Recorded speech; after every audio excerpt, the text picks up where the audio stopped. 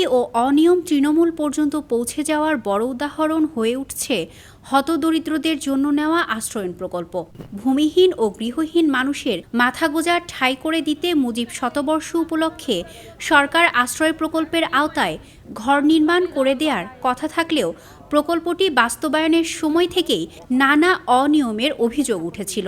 সেই অভিযোগের ধারাবাহিকতায় এবার সামনে এলো প্রকল্পের বেহাল দশার গল্প। ভূমিহীন ও গৃহহীনদের ঘর দেওয়ার উদ্যোগ নেওয়ার কথা থাকলেও বগুড়ার গুচ্ছগ্রামে দেখা গেছে ভিন্ন চিত্র। বরাদ্দ পাওয়া অনেকেই চলে গেছেন ঘর ছেড়ে, আবার কেউ কেউ সেই ঘর বিক্রি বা ভাড়া দিয়েছেন বলে অভিযোগ উঠেছে। বগুড়ার নুনগোলা ও ফাপড় ইউনিয়নের কিছু গুচ্ছগ্রামে গিয়ে দেখা যায় সেখানে বরাদ্দকৃত অধিকাংশ ঘরই তালাবদ্ধ অবস্থায় রয়েছে। স্থানীয়দের অভিযোগ, বরাদ্দ পাওয়া অনেকেই সেই ঘর ছেড়ে অন্য জায়গায় চলে গেছেন, আবার কেউ কেউ প্রায় 20,000 টাকায় নিজেদের বরাদ্দ পাওয়া ঘর বিক্রি করে দিয়েছেন বলেও দাবি করছেন সেখানে বসবাসরত অন্য বাসিন্দারা। ওর বাড়ির মধ্যে টেপের পানি, গেট লাগানে, আমরা যে নিজে দেখে আসছি। থুয়ে এটি এসে ঘর লিছিল যে বেচে বিক্রি করে খাওয়া যাবি। পরে সে ঘর 20,000 টাকাতে বিক্রি করছিল, করে আমরা জানার পরে 6,000 টাকা দিছে ওই লোকটা, ভিক্ষা করে খায়। তাই 6,000 টাকা দেওয়ার পরে আর আমরা ইউনিয়ন পরিষদের বিশেষ দিছি, দেওয়ার পরে আর টাকা দিবে দেয়নি না দিলে কিছুদিন থেকে আজও টাকা লিবার আসে, কালেও টাকা লিবার আসে, চলে গেছে।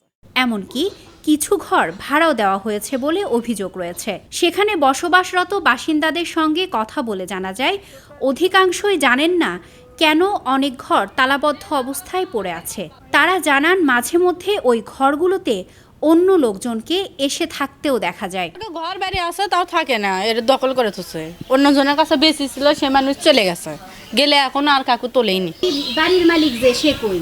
তাই বাসার থাকে, তার বাড়ির থাকে সেরকম বাড়ি, আপনার বাড়ির মতো মোটর সব কিছু, তাও আপনার এটি ঘর নিয়ে অন্যজনক দিচ্ছে, সে মানুষ আবার চলে গেছে। এদিকে 53টি ঘরের কাগজ 6 মাসের মধ্যে হস্তান্তরের কথা থাকলেও বাস্তবে মাত্র 6 থেকে 7 জন ছাড়া অন্য কেউ কোনো বৈধ কাগজ পাননি বলে অভিযোগ করেছেন বাসিন্দারা। এখনো যারা কাগজ পাশাপাশি আছে আর আমরা পরে আছি, আমরা কোনো কাগজ এখনো পাইনি। কাগজপত্র 3 ঘরের আছে, আর মনে করেন 7 ঘরেরই নেই। শুধু এই গুচ্ছগ্রামই নয়, একই প্রকল্পের আওতায় বগুড়ার আরও কয়েকটি গুচ্ছগ্রাম ঘুরে দেখা গেছে অনিয়মের এমন চিত্র। গুচ্ছগ্রামের বাসিন্দা রিকশা চালক আব্দুর রহিম জানান তিনি দীর্ঘদিন ধরে সেখানে বসবাস করছেন, তবে বারংবার সংশ্লিষ্ট কর্তৃপক্ষের সাথে যোগাযোগ করেও এখন পর্যন্ত ঘরের কোনো বৈধ কাগজপত্র পাননি। গিয়েছিলাম আমরা ভূমি অফিসে, কালে থুয়ে দিছে, দেখো হয়ে গেছে, তোমাকে সমস্যা নেই, কিন্তু এখনো পর্যন্ত কাগজপত্র আমরা পাইনি।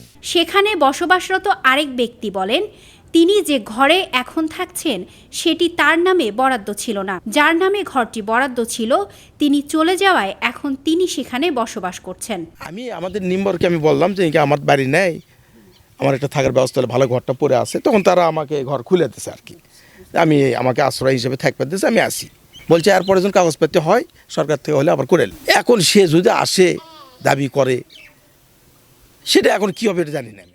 এছাড়া গুচ্ছগ্রামে নেই চলাচলের উপযুক্ত রাস্তা কিংবা পানির সঠিক ব্যবস্থা, এতে চরম ভোগান্তিতে পড়েছেন বাসিন্দারা। আমাদের এখানে 9টা ঘর আর একটা টিউবওয়েলের সমস্যা, পানি যাবার দেয় না, বাড়ি ভিউয়েলারা এসে মারামারি করে, গেলি করে, সেই জন্য আমরা গর্ত করে ওদের তুলে ফেলে দেওয়া লাগে পানি।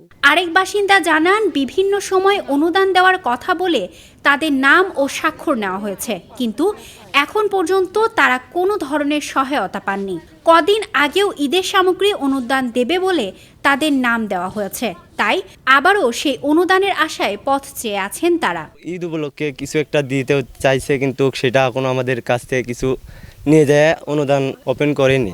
10 কেজি চাউলে কাঠ আছে, তাও মেম্বাররা কোনোদিন এই আদর্শ গ্রাম এসে কয়নি যে তোমাকে কারো লাগবে লিখিন, এ কথা কখনো কয়নি। আমরা নিজেরা কাম করে খাই, খালে খাই না খালে 4টা ভাত খাই।